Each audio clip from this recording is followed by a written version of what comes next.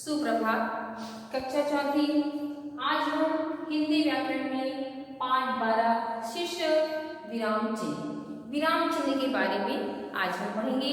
आपके इस पाठ में 5 विराम चिन्हों के बारे में बताया गया है, तो इस 5 विराम चिन्ह के बारे में हम पढ़ेंगे।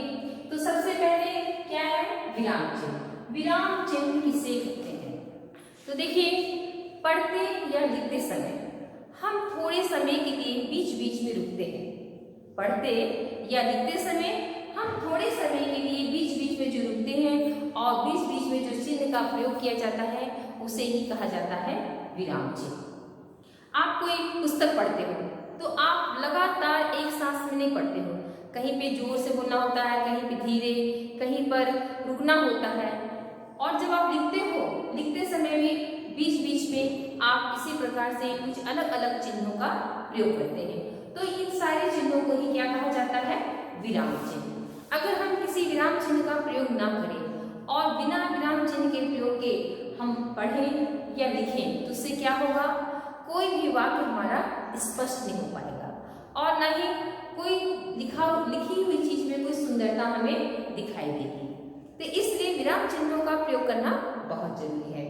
तो आपको पता चल गया कि विराम चिन्ह किसे कहते हैं? पढ़ते या लिखते समय बीच बीच में हम जिन चिन्हों का प्रयोग करते हैं उसे ही विराम चिन्ह कहते हैं।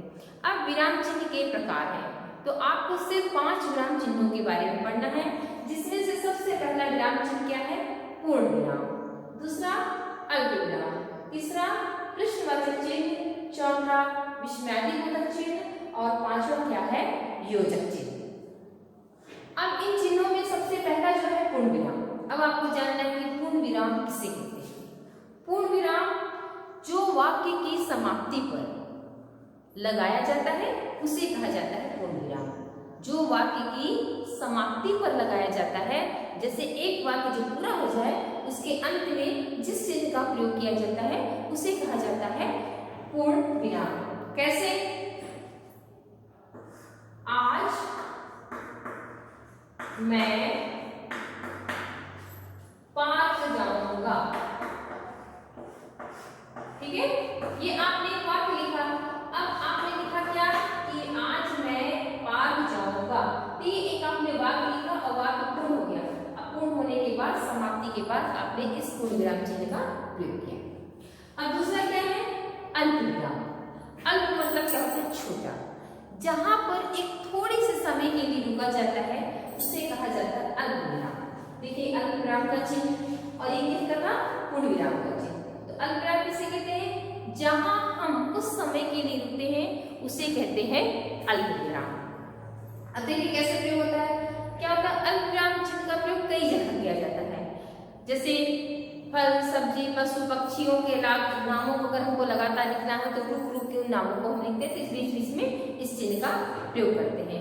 या जैसे आ गया नहीं, हाँ, ऐसे शब्द आ गए, उस समय भी हम अल्प विराम चिन्हों का प्रयोग करते हैं। अगर कोई हम बड़े वाक्य लिख रहे हैं, बीच बीच में छोटे छोटे कई शब्द ऐसे आ गए, उस समय भी हम विराम चिन्ह का प्रयोग करते हैं। जैसे आप क्या लिखोगे? एक उदाहरण हम आपको बता रहे हैं कि मैं बाजार से केला, सेब, आम, पपीता लाई। तो देखिए वाक्य पूर्ण हुआ, इससे तो पूर्ण विराम का चिन्ह आएगा, लेकिन यहाँ पे केला, सेब, आम, पपीता 4 पद है, तो इनके लिए हमको थोड़ा थोड़ा देर रुकना पड़ रहा है, इसलिए हमको यहाँ पर विराम चिन्ह, अल्प विराम चिन्ह का प्रयोग करना होगा। तो देखिए, मैं बाजार से केला, सेब, आम, पपीता लाई। अगर मान लो हम इस विराम चिन्ह का प्रयोग ना करें और इसको बिना विराम चिन्ह का पढ़ें, कैसा लगेगा? मैं बाजार से केला, सेब, आम, पपीता लाई। इससे क्या होगा? स्पष्ट होगा। जब हम उसको पूरे विराम चिन्हों के द्वारा पढ़ेंगे तो देखिए वाक्य स्पष्ट हो जाएगा। कैसे?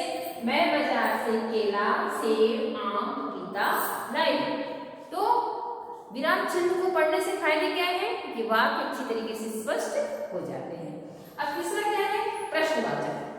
प्रश्नवाचक जिसमें प्रश्न किया जाए उसे प्रश्नवाचक कहते हैं। अब देखिए प्रश्नवाचक का चिन्ह इन चिन्हों का आप प्रयोग करते ही हो, कोई भी प्रश्न लिखते हो तो।